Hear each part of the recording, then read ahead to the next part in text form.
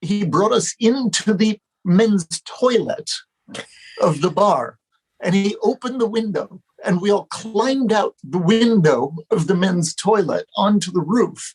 We went across the roof, and he opened a window, and it was the men's toilet at one of the most exclusive members clubs in London, the Groucho, where all the celebs go.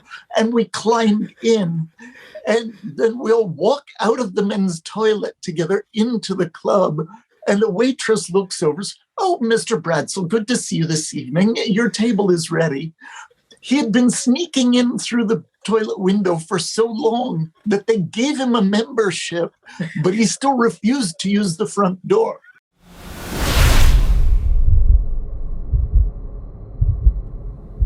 Cheers! What's up, everybody? This is Paul Sfurla, and I want to welcome you back to a new episode of Hospitality Secrets podcast. This second season, I'm asking thousands and thousands of questions because I'm eager to find out as much as I can find out about the concept of hospitality, and I want to find out from the best hospitality experts from the industry, and I reach out to most of the persons in the hospitality industry who are willing to share their passion on hospitality, who are willing to help the industry and spread the word of hospitality during these hard times. So in this episode, actually this is a special episode because instead of one surprise guest, I'm having two surprise guests, and I'm super honored. I'm super honored to introduce you the incredible cocktail couple they are called, or cocktail guru, Anistatia Miller and Jared Brown, who together wrote more than 30 books about cocktails, about this beautiful industry, and they are the directors of the Mixellany Limited. So actually, they are spreading the words, as they were saying. They are spreading lots of words in the hospitality industry. They are very passionate about this industry, passionate about these cocktails, and I'm super honored to have them here as guests. So, Anistatia, Jared, thank you very much for coming to this podcast. Welcome to Hospitality Secrets. Well, thank you, Paul. Thank you for inviting us. Always like to talk to Eastern Europe whenever we can. It's hard to do in these days, but soon we go back and come and see you. We hope. And thank you so much for that wonderful introduction. I'm doing my best. Thank you very much. I like words and talking about hospitality and cocktails, and we share a common passion. I'm super honored, and thank you very much for accepting the invitation. Where are you now for the listeners? At home. We live outside of Bath, about 90 minutes west of London in England. So we live out in the English countryside. Nice. And from what I see, you have plenty of books there. And these are just books on drink, a very small part of our collection, our personal library. We have about 1,200 in our collection. 1,200 books about drinks. Wow. Books about drink and other things. For example, here in England, throughout the history of drink, the government regulated drink like anywhere else. So the excise acts that affected production of alcohol here. So we also have originals of most of those. Wow. This is one from 1825 that's of particular interest because this one says that you cannot have a still under 400 gallons or 1,800 liters. And from the time this was passed, small distilling disappeared in England. Gradually, just the small stills died out. No new ones could open because of this act. Until you and your partners came along. And my partners and I overturned this act. When we did it, there were 12 distilleries in Britain making gin back in 2008. On the basis of the legal work, there are now 500 making over 1,000 brands of gin in England. And then the gin craze started and flourished. the gin production and the gin passion that it's all around the world today. Yeah, it's surprising how it's come back to what it was in the 1800s, which was fantastic when you could try different personalities of gin. Different regions had different styles of gin. You had gin for different occasions, and it wasn't just here. You've got a bottle of tank, you've got a bottle of beef eater, you've got boom. So it's been fantastic to watch. But going back to that early gin craze, I can't search the web on that. this one from 1729, a complete body of distilling, explaining the mysteries of that science. If we just look up what they were saying about gin in 1729, actually, they were still calling it Geneva. Geneva in 1729? The word gin had only appeared as a slang term. You wouldn't use it in a proper book quite yet. But they said Geneva hath more several and different names and titles than any other liquor that is sold here, as double Geneva, Royal Geneva, Celestial Geneva, Tittery, Colonia, Straight Fire, etc., and has gained such universal applause, especially with the common people, that by a moderate computation, there's more of it in quantity sold daily in a great many distillers' shops than of beer and ale vended in most public houses. That's very true. Wow. That's so interesting to go back and find out actually the history and what happened before, because history is repeating. Very much so, but we're also changing a lot of history. That's been basically what we've been up to since about 1995. Yes. That's been a while. 1995, when this happened. Yeah. That's the first book? Shaken. This is the new edition of the first book. Yeah. Shaken Not Stirred, a celebration of the martini. In 1995, we were travel writers, writing books about British Columbia and Vancouver and Victoria. And a friend said, "You know this internet? I think it's going to be big. You should get on it. Build a website." We put up a martini website because Anastasia was sitting in front of the computer. I was holding 2 martinis. In 6 months, it had exploded with people emailing their favorite recipes, arguing with our history, recommending bars and bartenders. And a New York publishing house emailed and said they wanted to turn it into a book. Oh, so and it was like exploded. It became the world's best-selling book on the martini, which it still is today. Nice, congratulations! And I know I read about it. I read from it, and congratulations for writing the history. Well, now the thing is tricky is because when we first wrote it in the 1990s, we didn't know half as much as we know now. So a lot of the things that were in that book, we had to revise back in 2012. But then there's another problem, because we still hadn't learned the one thing that we know even sooner, because Jared convinced me I had to translate a book from the 1630s. So now we know that the origin of gin is not what everybody knows it is. But what's the real origin of gin? It did not come over from Holland. Germany. It did not evolve from Geneva. Germany. And it was here much earlier. Yeah. Whoa. No, this is a secret. That's why I'm calling hospitality secret. So this is like a well-known, not so well-known secret. So gin is not coming from all Holland. It's not coming from Geneva. No. It's coming from Germany? Yeah. Wow. Mm-hmm. Yeah. Wow. And how was it called? It was called aqua fructum. Aqua fructum, or water of fruits. Or water of spices. Well, that was a different one. That was spirits of spices. Spirit of spice. Spirits of spices. Wow. Because I've been going to university and getting 2 master's degrees, now finishing my doctorate, I'm spending a lot more time in secret places where there's a lot more of this information hiding away from everybody in the hospitality industry. So it's been fun discovering the shocking history of things the way they were, that it wasn't some crazy physician who came up with gin, but it was, you're going to love this, it was between the alchemists trying to figure out how to make gold out of nothing and women at home in the kitchen.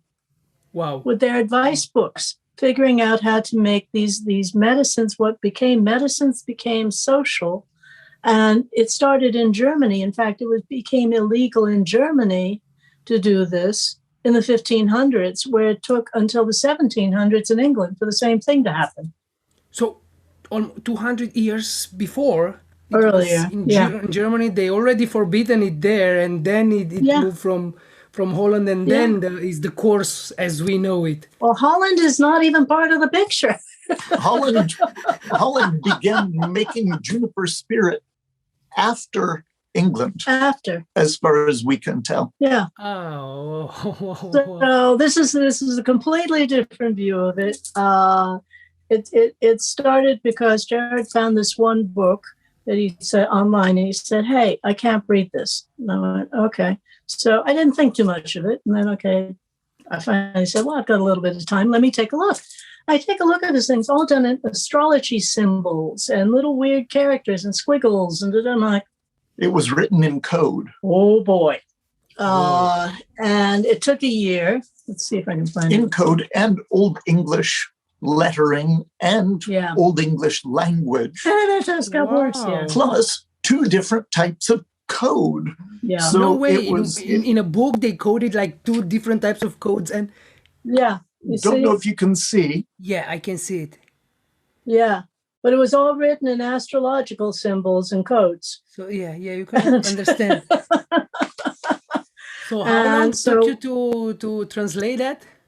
A year. There's nothing to cancel. Wow, 1 year. It took a year. And then I found a copy of a book that had a little supplement in it, not the whole book, but just a little supplement in it, had said that they had translated this in 1656. And there's a whole bunch of errors. So it was taking that and saying, no, don't read this, because this one was wrong. He was miscalculating. I think he was looking by candlelight. He didn't see that last little character in there. But it's been a lot of fun then going back and saying, okay, if this comes from here, 50 years before the alleged Dutch importation of gin from the Dutch king who became the King of England, 50 years beforehand, I said, so where else does it show up? It shows up in 1602 in a lady's household kitchen book in England. It shows up in 1527 because a man translated a German distilling book from 1500 in England and produced it in English. So what Dutch? But that German book also wasn't the first German book. Nope. The writer in 1500 had used a book from 1476. 1476 already. Yeah. Distilling juniper spirit in Germany. And made with grain spirit, not with wine spirit. So at the end is with grain spirit. Yeah. Mm-hmm. Wow. Yeah. So that made it to England. And in 1638, the Worshipful Company of Distillers, the Distillers Guild, was founded. And 1639, the year after, they wrote this book for the guild members, the Distiller of London. They wrote it in code so that only the guild members could use it. But in it, there was a recipe, aqua fructum, water of fruits, that used juniper and orange and lemon peel and spice supported. It's practically a modern gin recipe, but there it was in 1639. So it's not so modern anymore. It's like No. vintage. No, and our friend Desmond Payne from Beefeater and Sean Harrison from Plymouth and I have sat and talked about this and said, well, we know that that London dry gin specifically really didn't come into being until 1823. And I said, but somewhere the recipe came before the continuous still that made London Dry Gin, London Dry Gin. And they said, well, we don't know. Maybe the Dutch. And I'm like, okay. So essentially, they were drinking Geneva during the gin craze in the early 1700s. That's documented. And there was a lot of importation of Geneva and production of it. But where did gin come from? This very different spirit made with citrus and spices. It had been here already, and then it returned. So the Geneva was not the parent of gin. It was just a fad. You know, it was like everyone sitting down and drinking mezcal for a different thing for a little while, and then going back to having whiskey. Or going back to tequila. Yeah. So, you know. Wow. So now this is my overwhelming a bit, because everything I learned, everything I knew about gin was like, now it's oh well, not anymore. Oh well. Yeah, I'm presenting all of this at 2 international university conferences that specialize in food and drink, and they both want me to come and talk about this. So I'm going to get the academic world interested too, and say, "Hey, we can start rewriting things again." Let's rewrite history. So that you didn't even write history; you rewrite history in the right way. That's the way it happens. History is not written in stone. That's the one thing I've learned in the past 5 years of going back to university is history is not written in stone. Just wait for somebody to come along and find something else that's been hiding under a rock that somebody's finally pulled out and said, hey, this is interesting. Wow. This is so nice. And thank you for sharing this information. And for the listeners, if they want to find out more, where they can find out more information, where they can go a bit deeper, and The Distiller of London. So the book is The Distiller of London. Google it. You can find out. It's available on Mixellany.com. Yeah. Mixellany.com for the listeners. I will put this in the description for the listeners if you want to. If they want to go deeper on this course. Yeah, because we decided that you can get it through Amazon, blah blah blah, but the profits from this particular book are going to the Worshipful Company of Distillers for their charity. Yeah, they have an industry charity. All proceeds go there. Yeah. Nice. Yeah. So for the listeners, well, they've been taking care of bartenders in England since this whole lockdown thing happened, and giving them no payback loans to get them through. And super nice. We're strongly, super, super nice. And they've been doing it for years, but this is one occasion where they're definitely going through the funding. So, it's worthwhile to keep everybody going. Yeah, to keep but the whole industry supported. Another great place for more learning on this is a website, EUVS library.org. .com. Oh, you're right. .com. .com. US library. EUVS library. VS. Library.com. Good. Yeah. I wrote it. I will put it also in the description for the listeners. So find out more information, because history is not what it seems to be. No. An EUVS library we created with a friend of ours. I believe we made it through over 150 books of some of the rarest, hardest to find old cocktail books. And we'll scanned and digitized them and put them onto this website. No password, no branding, searchable across the platform. Wow. And free. Wow. Especially if someone's looking for Cuban cocktail books, old ones, and see what was going on in the 30s and the 20s. We've got them up. Some books you will not find. I mean, well, the oldest cocktail book from the UK, 1827, is up. and in a couple of different versions. But some of them we can't do, like Embry. Everybody keeps asking us, well, can you put up Embry? And I keep saying, ask Mud Puddle Books, because they own the rights to it. But they bought the rights to make a special edition. They also did a beautiful edition. So if you're looking for a copy of it, CocktailKingdom.com has a gorgeous copy of Embry available. Yeah. Nice. So, but we tried to find some of the ones where, because people have no idea, especially about Cuban cocktails, have no idea what the history is or what the real background is. We thought this is a good place to start. The same thing when it comes to oldest cocktail books, and realizing that, again, the UK did it again.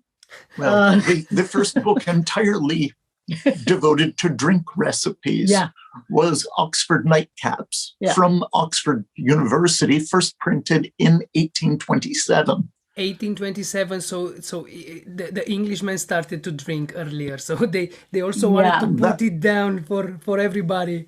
So it's from the everybody to look at. First cocktail book is from the university, you know? Well, that was the first book of drinks, but they didn't have a cocktail in it yet. The first book to contain cocktail recipes, Jerry Thomas, 1862. That would be too much reflection. Hang on. Take the reflection off. There we go. There we go. There we go. The Bartender's Guide. Although, again, the secret of this book is Jerry Thomas did not invent all the drinks he had in this book, because in the very, very tiny, tiny type, actually, you'll see it in the EUVS library, very tiny, tiny type under some of it says, after Soyer. And so there are drinks that he actually took from observing Alexis Benoit Soyer, who was the first celebrity chef of England when he came over here in the 1850s to try to find a job. Jerry Thomas came over to England, worked as the bartender in an American bowling saloon in a park in London, because this French chef in England didn't hire him, turned him down for a job. He was too crazy. But he loved that chef's work so much that he included at least 6 recipes in his 1862 book from this French chef in England. If anyone wants to learn more about the man who influenced Jerry Thomas, you have to read a book called Relish, which is the life of Alexis Benoit Soyer. And it's a fascinating read, well worth it. Well, especially he was the first man who made sure that kitchen chefs wouldn't die, because they were working down in basements, and they were, all the kitchens were in basements. And they were using coal and wood. People were dying from smoke inhalation. He was the first chef to say, "I want air vents in my restaurant, in my kitchen." And so when the Reform Club opened, he had come over from Paris. He opened the Reform Club kitchen. It was the first place that had air ventilation. Wow. He also quit his job as a celebrity chef, built a special stove that could be very portable, and then built a lot of them. He went to the Crimea and fed troops there. Well, he's a friend of Florence Nightingale. Saving 40,000 lives one winter. Then he went to Ireland with these stoves during the potato famine, and he set up portable kitchens, and he fed something like 60,000 people a day through his portable kitchens when they were starving. But he wasn't always so serious. You remember the bright blue drinks and the jelly shots from drink history. He invented the blue drink and the jelly shots. Really? Okay. And the first ice cream drink. Yeah. The first ice cream drink for Queen Victoria, the First ice cream drink in 18,000s? With gin. 1800s. His was soy champagne. That had gin in it, didn't it? Yeah, it was gin, champagne, ice cream. Touch of maraschino. Yeah. Wow. And some people thought that it said silk of champagne, but they didn't understand French, so they got it wrong. It was actually Alexis Benoit Soyer coming up with this great ice cream champagne cocktail. And if you go on EUVS library and you go into the 1862 Jerry Thomas, you'll find that recipe, Soyer au champagne. And you'll also find the punch jelly in there, which was Soyer's punch jellies. So everything comes from Soyer. Those crazy drinks. Particular crazy ideas. Yep. I mean, I wondered, because when I first saw that Jerry Thomas said, you must make sure ladies must not have more than 1 cube of punch jelly. And when I realized it, I made some once, and I realized you're talking about 45 mils of alcohol in 1 cube. So, yeah, if you had more than 2 cubes in a sitting, you'd have some very drunk women on your hands. And he's like, just eating ice cream. I'm having an ice cream. Exactly. Just sit there going, oh, this is great. And when I saw these servings of ice cream drinks, I was thinking, wow, this is so nice. And I saw it in modern cocktail competitions, and I was thinking, wow. But now, as you said, it is like, this is hundreds of years ago. It's old, but it's great. It's great. I can give you a very practical reason to look at these sweet, creamy drinks. In a restaurant, the dessert menu, you can sell a lot of desserts, a lot of puddings. And your food cost, if you're doing well, it's going to be about 35%. But your bar, if you're doing well, those drinks, your beverage cost should be 14%, 15%. So if you sell someone a dessert drink for dessert instead of a piece of cake for dessert, if you sell each of those for 6 or 8 euros, you make more money selling drinks than desserts. So every place that has a good bar, a good bartender, should have dessert drinks on the dessert menu with desserts. That's so practical. That's a secret you shared here with the listeners.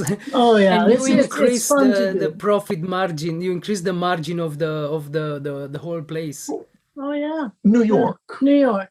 Who was it? Dylan Prime. Dylan Prime was a steakhouse restaurant with a fantastic cocktail bar. It was near Wall Street in the 1990s, and this guy did a whole menu of dessert cocktails called Cake Tails and Pie-Tinis.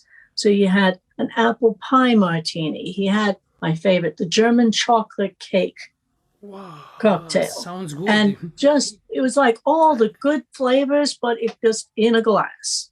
And people would go and have their steak and their Manhattans or the martinis, and then he'd say, would you care for a pudding? And they go, no, until they saw the cocktail list and go, I'll have a cocktail. So they didn't have to spend as much money on the bakery. They spent a lot of money on the cocktail. And you start having, if you start drinking cocktails, then it's easier to order some more.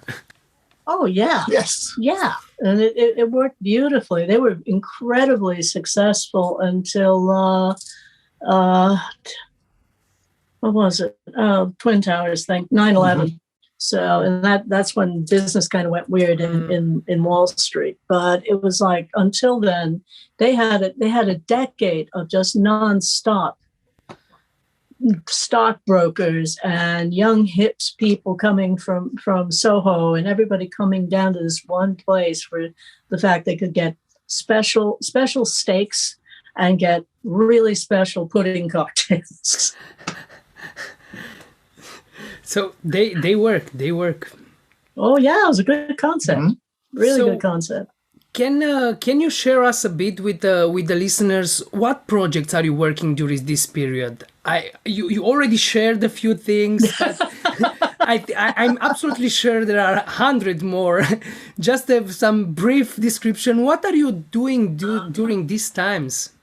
Well, the widow of the famous English barman Dick Bradstall and I are finally putting together a book of all of his materials. So that's taking us a bit of time because it's a lot of material. but hopefully we'll be ready by the end of autumn. And the bar that I'm a part owner in, the Dark Horse Bar in Bath, is opening the terrace in another few days. So I heard that's good news for for you. Oh yeah, we've been doing takeaway cocktails, which has worked out fantastically during the whole time, because there were a lot of clients going, "When are you opening? When are you opening?" Goes, just here's the menu. Just go down, pick up a cocktail.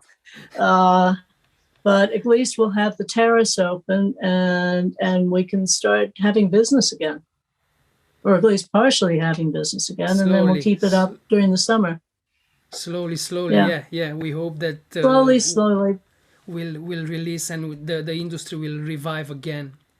Well, we were very lucky when we found the property, because it has this huge town square. You come right upstairs from our bar, and there's this beautiful town square. So we have a good portion of it that we're allowed to take and just set tables up, and we have a system to get all the drinks upstairs, certain menu upstairs versus the ones downstairs. So nice. Fingers crossed. Do you have can you share an address or a site or the Facebook page so the listeners can follow all the? Yeah, it's darkhorsebar.co.uk, and we're at Kingsmead Square in Bath. UK. And then its sister bar, the Crying Wolf, is in Bristol, but we don't have any outdoor space there, so we're still going to have to wait until we can open beyond takeaway cocktails. But it's been fun trying to keep two menus going so that we have food, because in licensing here we have to have food in order to stay open later. It's also a matter of trying to keep it down to, we'll have 6 specialty cocktails once every 6 weeks. And that's all. Nice. And then you can put the rest on, Martini Manhattan that's always on call, and then the rest of it's just straight local beers and things like that, but just trying to keep it as simple as possible. And during the one period between the 2 lockdowns we were packed 7 days a week. Wow. So people like that simplicity of it. They don't want too much confusion. They go, "What's on this season? Great. Okay, good." Boom. But simplicity, this is a thing that I'm very curious about simplicity, because the qualitative simplicity, it's harder than making it complex. Yes, it's harder to it make is something true. Very simple but very tasty and with good sense and something marvelous but simple. Yes, it is hard, but you just have to be very mindful of the fact that you can make a well-priced offering and still use high quality ingredients. I think people lost sight of that with high volume, because they go, "Oh no, I can use it whatever. It's okay because I'm going to put 9 ingredients in it. Who cares? It'll disguise it." Yeah. You don't even feel it. Yeah. Forget that. How did Audrey handle that? Which? Oh. At Pegu. Of what? A dear friend of ours, Audrey Saunders, opened Pegu Club in New York in 2006. Mm-hmm. And whenever a bartender working for her wanted to get one of his drinks or her drinks onto the menu, they'd go to Audrey and say, "Here, taste this." And maybe she liked it. She'd taste it. "Oh, that's good. Lose 2 ingredients and bring it back to me." "No, I need 3 different kinds of bitters. I need the 2 different vermouths. No, come back with 2 less ingredients." And they would. She'd taste it. "It's getting better. Lose another 2 ingredients." But if you look at all of the classics, the Martini, the Manhattan, the Daiquiri, the Margarita, etc., virtually all the classics are only 3 ingredients, maybe 4 ingredients. Tops. Some of them just 2 ingredients. Some of the new classics that we've seen, like Audrey's Earl Grey Martini. Yeah. I think 5 ingredients. That's her upper level. Or her old Cuban, her Pearl, 3-4 ingredients. Or Jörg Meyer out of Hamburg, Le Lion, creating the gin basil smash. Yeah. 4 ingredients. And and it's a brilliant. spectacular drink. Yeah. It's one of those things where in fact, the first time we met Dick, which was very difficult to do, but we did. And the first time we crawled through the back end of the Groucho Club to sit down and talk. And he sat me down. He said, before we say anything else, I only have one question. What? How many ingredients in a cocktail? I went, 3. Maybe 4 if we're really happy. And he goes, okay, we can talk. I was like, and if I had said more, he goes, no, I wouldn't talk to you. Really? Okay. So this is the criteria? This was the criteria? That was his criteria for friendship. Well, that night, he, when we first met him in his bar in Soho, London, he'd asked us to just wait while the other customers left. And then he brought us into the men's toilet of the bar, and he opened the window, and we all climbed out the window of the men's toilet onto the roof. We went across the roof, and he opened a window, and it was the men's toilet at one of the most exclusive Members clubs in London, the Groucho, where all the celebs go. And we climbed in, and then we'll walk out of the men's toilet together into the club. And the waitress looks over, oh, Mr. Bradsell, good to see you this evening. Your table is ready. He had been sneaking in through the toilet window for so long that they gave him a membership, but he still refused to use the front door. Oh, wow, that's made it very awesome. difficult to go for visits with him to there because I had to make sure I was wearing trousers or jeans. I mean, that was a hard thing to get through this tiny little window, but it was. At least we knew better.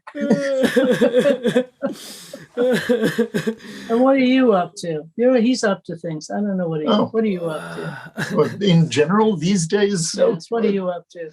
Other than Zoom. Yes, in terms of what I've been doing in the office, because I'm doing a lot of distilling these days, having founded a small gin company in London, where we had a tiny garage. Delivery was anything outside the motorway around London, or that was export.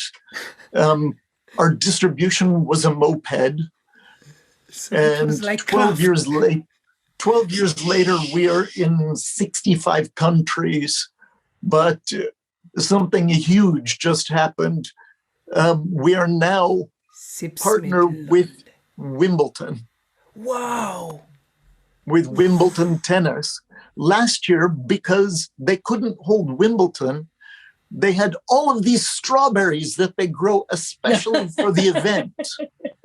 And these strawberries were going to go to waste. For them, they were waste. For us, they were a wonderful opportunity. So we put all of the strawberries into the still with a very classic London dry formula, along with some mint as well, which is another classic English summer ingredient. Still London dry with strawberries and some mint? Yes, because nothing is added after distillation. Yes. So you can see it as a clear liquid. So the sugar of the strawberry is left behind, but all of the fruit flavor comes through. So it's a dry gin, but with the strawberry character. So this is Sipsmith's Strawberry Smash in partnership with Wimbledon. Wow! So it's like a limited edition, or you still? Yeah. If the listeners want to buy a bottle, can they do it everywhere, or it's harder It to? may be difficult. Difficult. But there may be whiskey exchange at best to get a hold of them. The Sipsmith Classic London Dry, that should be available everywhere. And in almost as many places, the Sipsmith Slow Gin and the Sipsmith VJOP, the very junipery overproof. And keep an eye on the Sipsmith side. You never know what it's coming up with. You never know which fruits are. I never know until he brings it home and goes, here, try this. Okay. You've heard the stories of where the term proof comes from. That proof was. Do you know this? Yeah, with the rum or putting them on fire. Yeah. Actually, it's in this book from 1729. Wow. Believe it or not, it's in this text, and it says, "And for proof of your spirit of wine, put a little gunpowder in a spoon, which fill up with the spirit of wine, then set the spirits on fire. And if they be perfectly deflegmated, distilled, then they will burn dry and blow up the gunpowder." So Great. there's actually the instruction to do that in a book, as before they had hydrometers and the other measures to see how strong the spirit was. It was right there. And I have done it. It does work. And it does the fireworks? If the alcohol is over 57.4% by volume, then it will. But I'm not allowed to do it in the distillery anymore. Apparently, health and safety, they say no. I wonder why. Oh, well. I wonder why. But it really does work. And I don't recommend doing that or anything else that could injure you, of course. No. Be safe. Be safe. It's safer. Safety first. Safety first. Wow. But beyond that, what am I working on these days? I don't know. What are you working on these days other than being on Zoom? Growing botanicals. Yeah. And Growing botanicals also, yes, yeah, we have about 40 fruit trees in our garden, rare heritage varieties of apples, pears, plums, cherries, quinces, medlars. And then we grow 2 kinds of hops for beer and for other experimentation. And we have, of course, wormwood, angelica. We grow licorice and Orris fiorentina, coriander. That's what we're doing. Verbena. What are we doing? We're doing a 5-week course through Atlas Obscura. An hour and a half every Friday, starting April 23rd, teaching people how to make floral champagnes from elderflowers and dandelion, and how to make classic French ratafia, and basically taking things, not so much you have to have a garden to do it, but to go to a good greengrocer and pick up, how to pick up really good fruits and herbs and spices, and to make some very unique offerings for not that much, really. We have to do vermouth. And making mead. We should do vermouth in the cafeteria. Yeah, we have to do vermouth in the cafeteria. So if the listeners want to follow the course, are there free seats? Can they register? Or I think they're going to be doing some sort of on YouTube that they do. It's after the courses are done. A few weeks later, they do release things onto YouTube. So I'm not too sure what's going on with that for certain, but it's with atlasobscura.com. It's outfit out in New York. So, yeah. So we'll see how it goes. Nice. But, yeah. Nice. We figured we've been writing about that for 10 years and really haven't gotten it all to one point where we could say, let's just get a bunch of people together and start making crazy stuff. And we'll see what's happening. Yeah, then we'll see what happens. So, we'll see. This should be fun. For sure, it will be fun.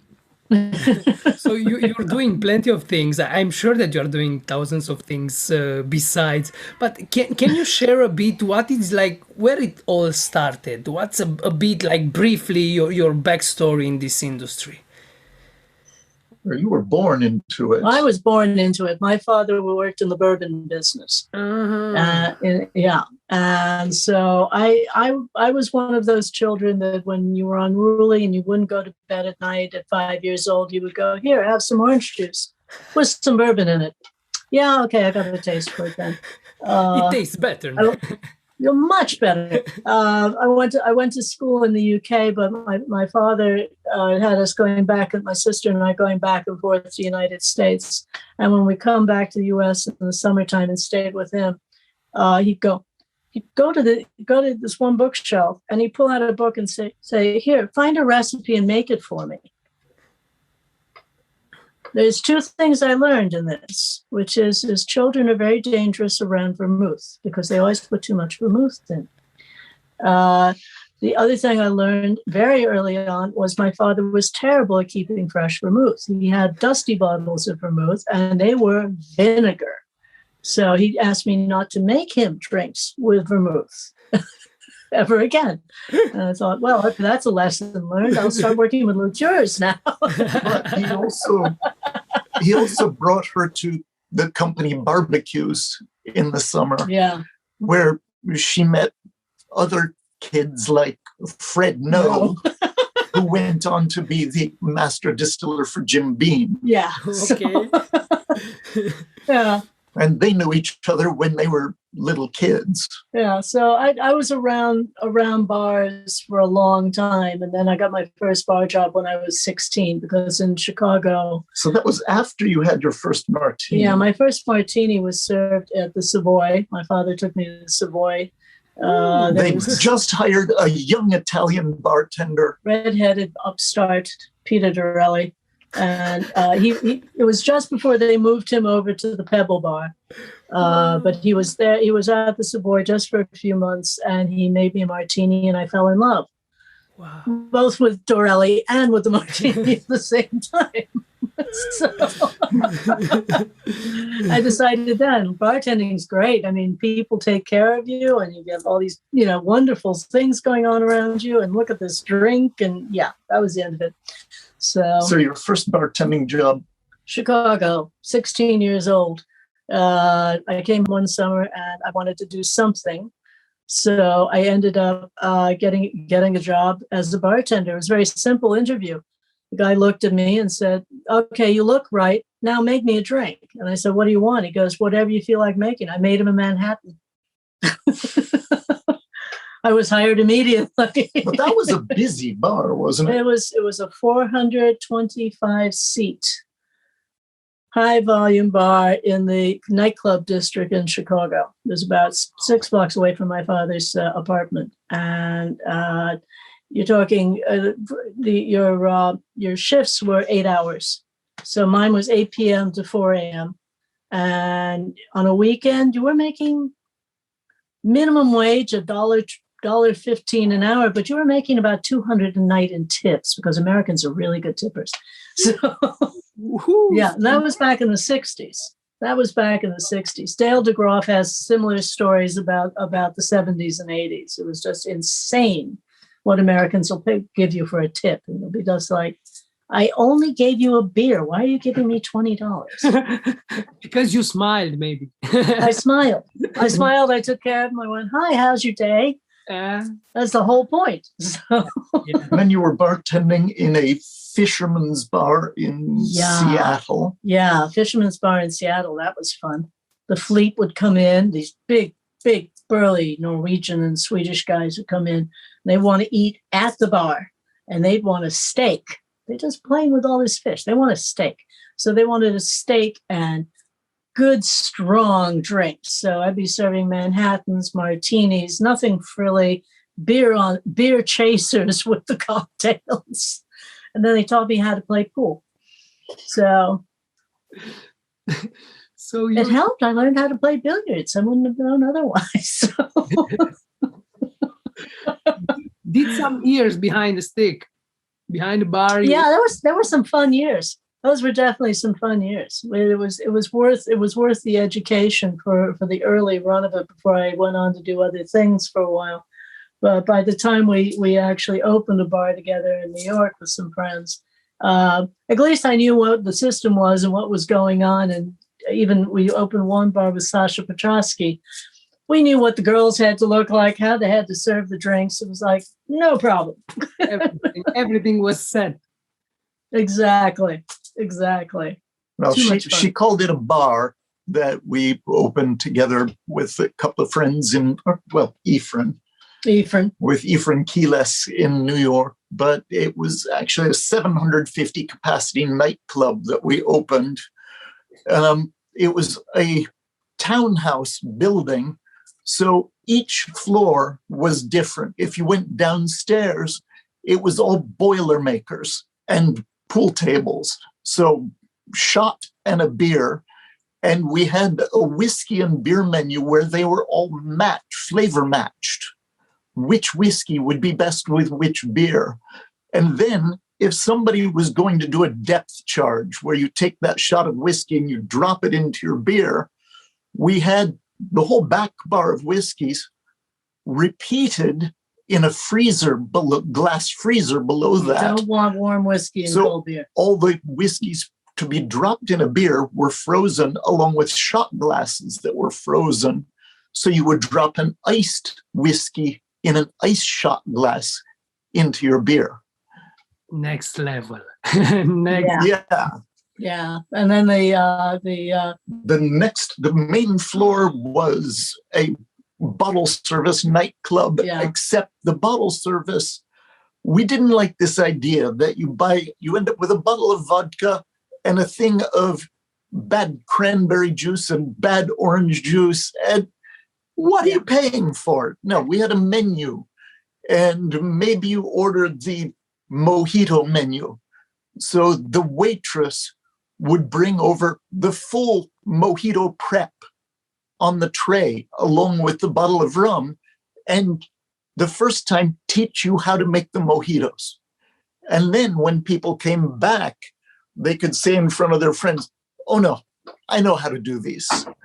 And teach them different drinks. We had a Moscow Mule menu. We kept these simple, of course, a martini. And constantly changing them, so nobody knew what was coming the next time they came.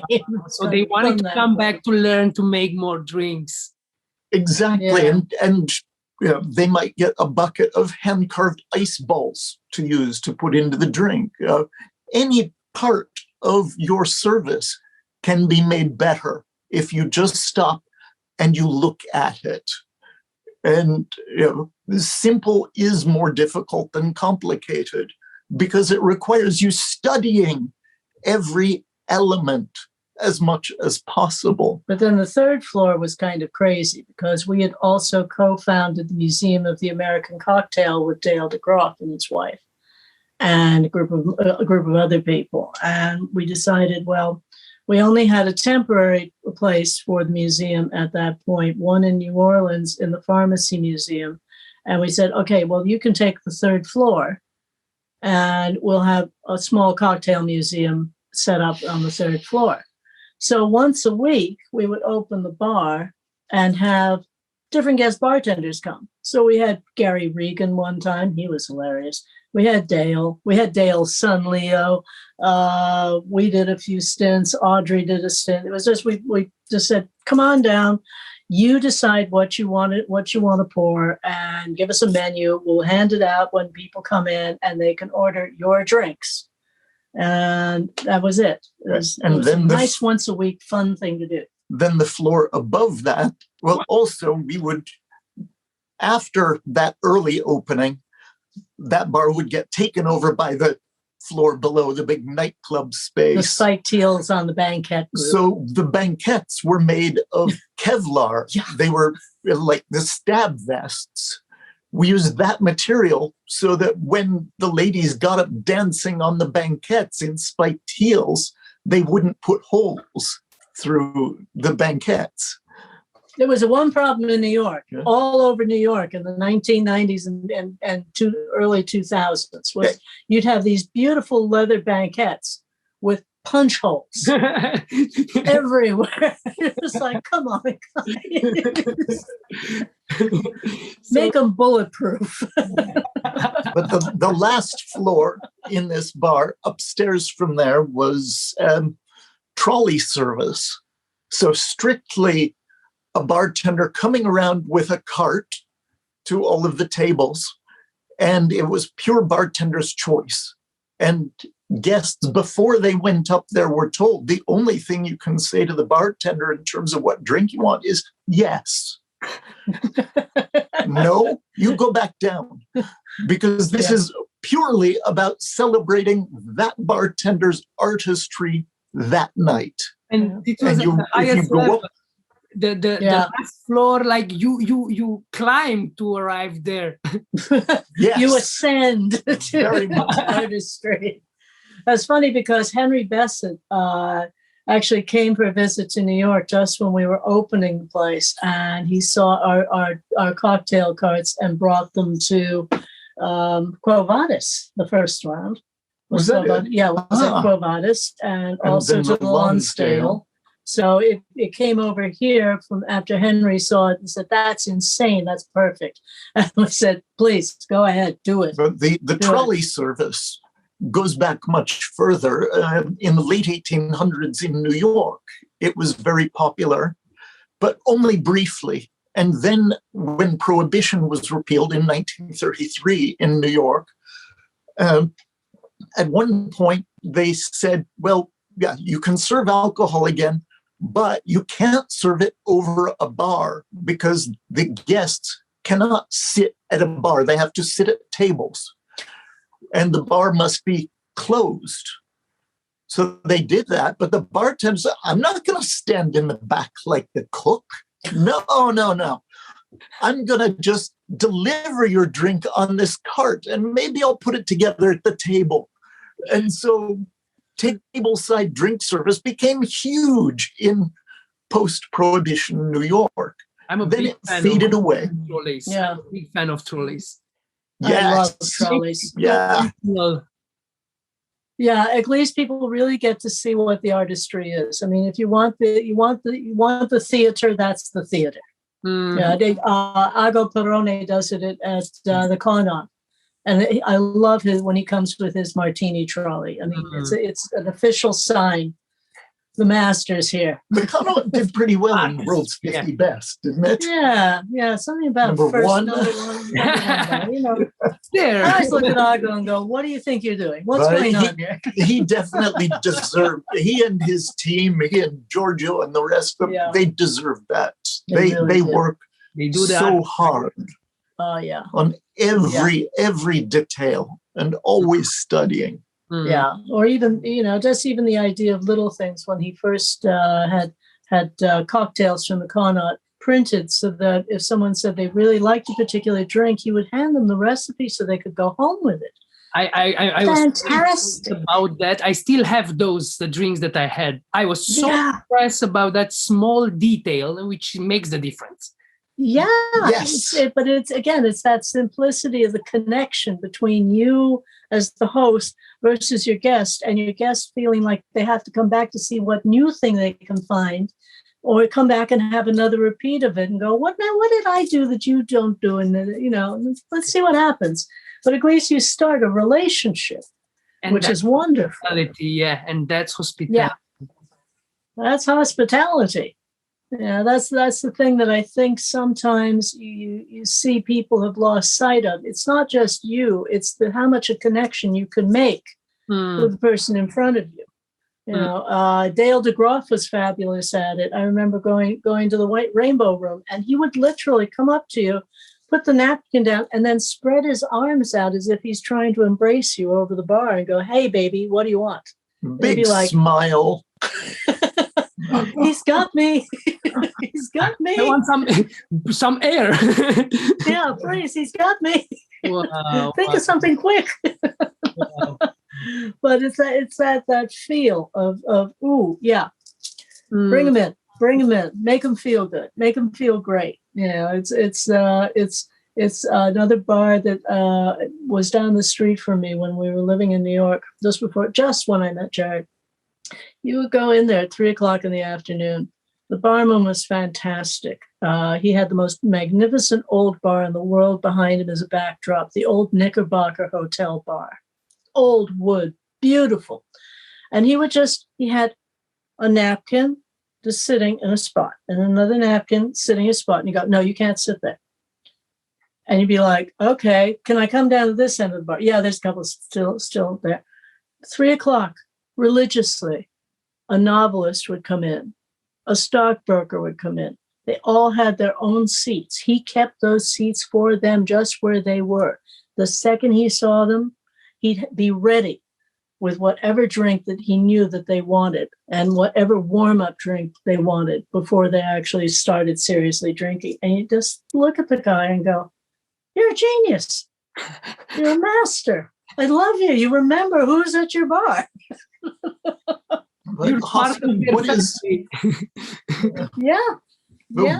is hospitality? I think Gary Regan put it best, which is the whole job of not just the bartender, but across the industry, is to ensure that people leave feeling better than when they came in. Mm-hmm. Wow. Otherwise, they should go home and drink. Why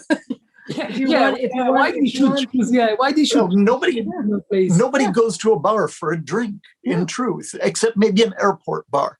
But that's because you're waiting. If you want a drink, you buy a bottle and you go home. If you want an experience, let's talk about bread here. You've got two bakeries side by side. One sells a loaf of bread for €2. The other sells it for $3. A year later, one of them's out of business. Okay, now you have a bar and an off-license or liquor store next to each other. One sells a bottle for $30, the other sells it for $250. By selling it per drink. And yet, 5 years later, they're both still in business. This one's selling the same product for 5 times, 6 times, 7 times more than the cost of the other. They're still going. So clearly, people are not just going in for a drink. They're going in for the experience. They go in the hope they will leave feeling better than when they came in. There you go. You pointed so well. This is music to my ears. How do you make that happen? It starts with the greeting. More important than a great drink. The worst thing that a bartender can do is focus entirely on the drink and spend the whole time showing the top of their head. I always hate that. It's like, I really don't want to see your dandruff. Yeah, because I don't even have hair, so I can. You need to understand how the guest feels. So it's important to remember the last time you walked into a strange bar for the first time, because you feel like a complete stranger. You feel unwelcome until the moment the bartender looks up. Maybe they're 3 deep at the bar, but they look up. They just give you a little nod, a quick wave, a smile. That's all it takes to change from you being unwelcome to you feeling welcome. Yeah. And that is so fundamental, so important. At a restaurant, you feel unwelcome until the hostess greets you. Maybe the hostess is very busy. The hostess just brushes by, but looks you in the eye, smiles and says, "Forgive me, I'll be with you in a minute." What a huge difference that makes. That and the same thing on departure. The thank you, the recognition. And in between, if you're very good, you learn much more about that person than they learn about you. Ooh, that's deep. Oh, it's the one thing. Yeah. Be interested. Yeah. Or don't forget, that was the one thing I learned. Peter and I talked about this more than once. Is when I first was working at a bar, the manager told me, if I walk in here and I say, "So what's going on today?" I had to know about the baseball scores for the local teams.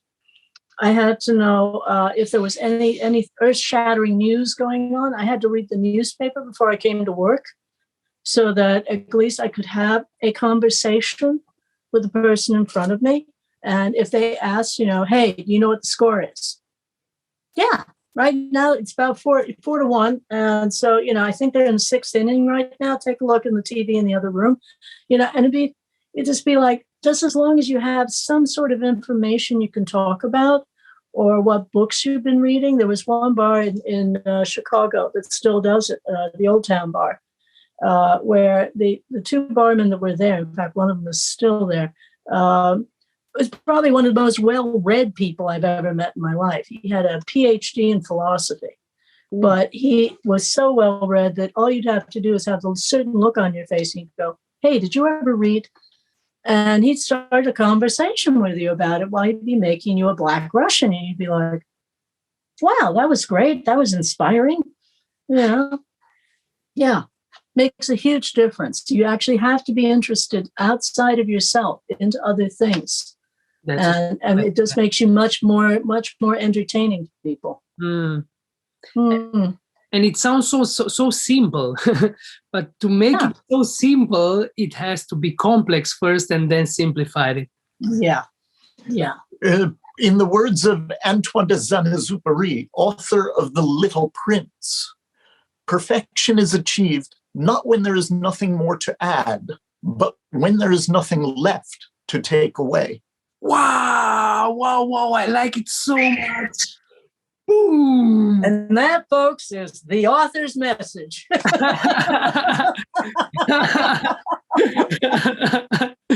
Wow. That's brilliant. That's brilliant.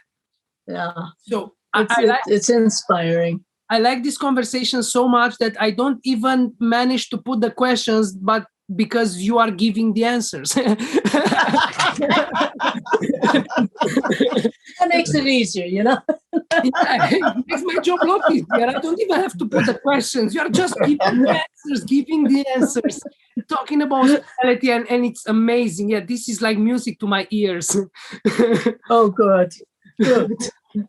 What's one quick question? What's your secret sauce of being successful in hospitality industry?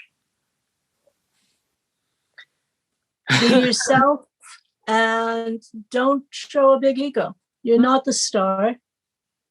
You're the caring person. You're the person who gives. You're not the person who's the rock and roll music. I've met so many bartenders who say, well, this is rock and roll, and I go, not really. You're here to give. You're not here to say, watch me. And it's more, you're here to give. And if this is what a person wants, this is what you give them. I think that's the secret of hospitality is if you give what you can feel from people, that's where you've made your success. And if you're attending bar, certainly one of the things you are giving, depending on the bar, is entertainment. And so there is that element of rock and roll. But if you spend any time with a successful musician, they are not that same person off stage. No. Off stage, they are forever students. And in this, you must also be forever a student. I have a 4-year degree in hospitality management and in food. But while getting that degree, I went out and I got a job scrubbing pots. And I got promoted to dishwasher. And then I got promoted to salad prep. And I worked every position in the kitchen. Then a friend said, you should also get a job as a waiter. I've got a place where you can get a job. I did. Then the bartender said, I'd love to train you in as a bartender. And so I got some bartender training there. Fortunately, I also got a job in another place as a waiter, the Rainbow Room in 1990.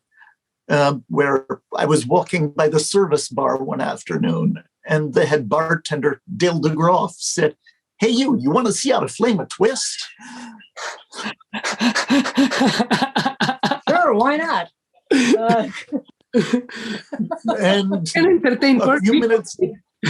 a few minutes later, there's a peeled orange, 20 spent kitchen matches, and me having yet new passion, so much new passion for making drinks, thanks to Dale.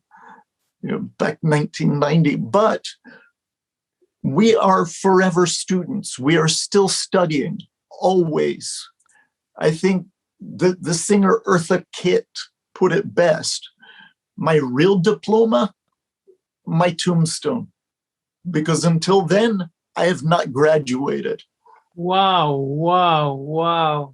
So you are dropping bombs here. Boom, boom, boom.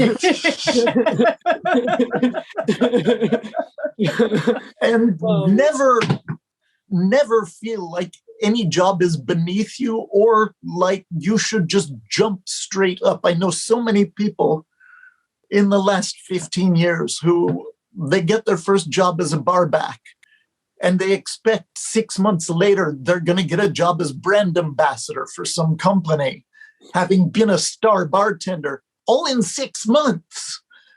Relax, take your time. This is an industry where in a lifetime, even if you do it the slow route, you're probably going to make more in your lifetime than a doctor or a lawyer. Nice. So nice. Take it easy, study, learn from the masters around you, take it all in. And remember, you're also building a very essential brand. You're building yourself as a brand. And never forget that part, that you must care for yourself as a brand, because ultimately, when you go out looking for a job, you're selling yourself and the brand you have built. If you want to open a bar, you're selling yourself. And so always keep that in mind. Nice. Very well said. Wow. I'm overwhelmed from the value bombs. How many times are you going to edit this, chop this down? Wow. How would you describe your lives in one sentence? This is like a question that I like a lot. How would you see your life like simplified in just one sentence? How would you describe it? The adventures that happen when you forget to say no. Yeah. That is it. When you just say yes to opportunities. Magic happens. Go ahead. Take that chance. Keep your ears and eyes open. It's amazing how something comes along and all of a sudden you're doing something and you go, why not? Why not? Yeah. And it's always led to something else and to something else and to something else. And we've ended up living in how many different countries in the past 30 years? I mean, it's ridiculous. So just keep going. So you had a fun journey, always learning, always being a student, enjoying this industry. Yeah. Rewriting history. Rewriting history here and there. Wow. But history changes with the information that's discovered. In fact, the whole history of drink changed, I think it was 2 years ago, perhaps 3. A team of archaeologists out of the University of Stanford were working in what is now Israel, studying a semi-nomadic tribe, and discovered that 13,000 years ago, they had been malting wheat and barley to make beer. 13,000 years ago. So this sets the whole history of alcohol back about 5,000 years on the spot. But they weren't picking up rotten fruit and getting a cheap buzz. No, this was complicated brewing technique. But the most interesting thing of it was semi-nomadic. This is the point at which we as a civilization moved from being hunter-gatherers to farmers, not to bake bread, but to make booze.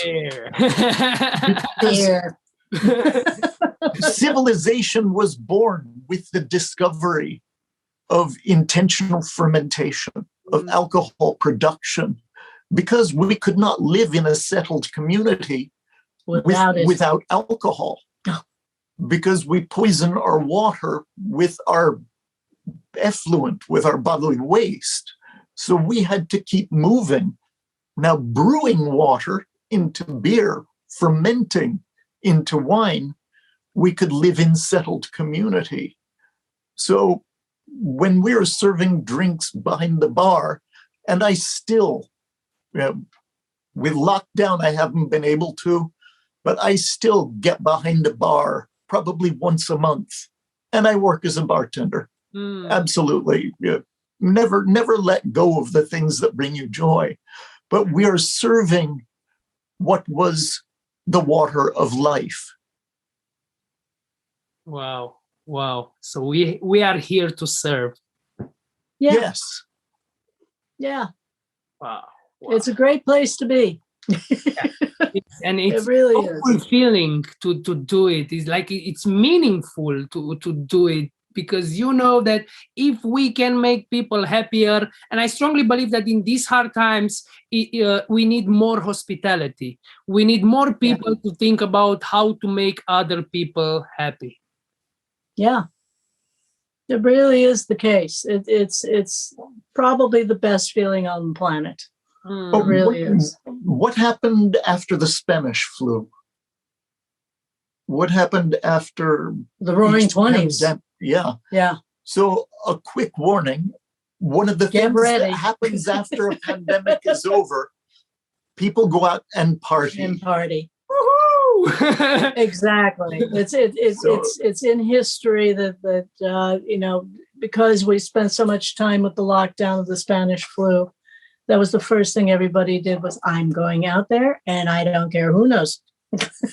And there had to be a lot of people to serve them to do it. So for the listeners, get ready for get ready. It's going to happen again. It's going to be a party. Thank you for the insights. I am sure it's very useful for the listeners, because the industry is passing through hard times. Everybody is are passing through hard times, and these are good news that soon we will be back there again. Oh, we'll be back. We'll be back, and hopefully everybody's nice and refreshed and ready to go on. Wow, thank you very much for. We passed a bit the time, but I would like to stay here and listen more. I would stay a few hours if there weren't the time. Thank you for answering the questions even before me asking them. You're very welcome. But thank you for having us on as well. It was a pleasure. Do you have a one last message for the listeners before going? One big takeaway that you want them to take from this episode of the podcast? I think John Lennon was 5 when the teacher asked the classic question, "What do you want to be when you grow up?" And he answered, "I want to be happy." And she said, "You don't understand the question." And he said, "No, you don't understand life." Oh. If you want to be happy, this is a great industry to find your success in, because this is an industry that is about happiness as well. Wow, thank you very much. Fireworks.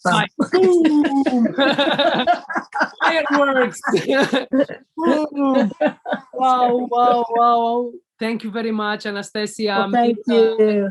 Thank you very much for accepting the invitation. It was amazing. Well, thank you, Paul. It was hopefully you've got enough tidbits in there.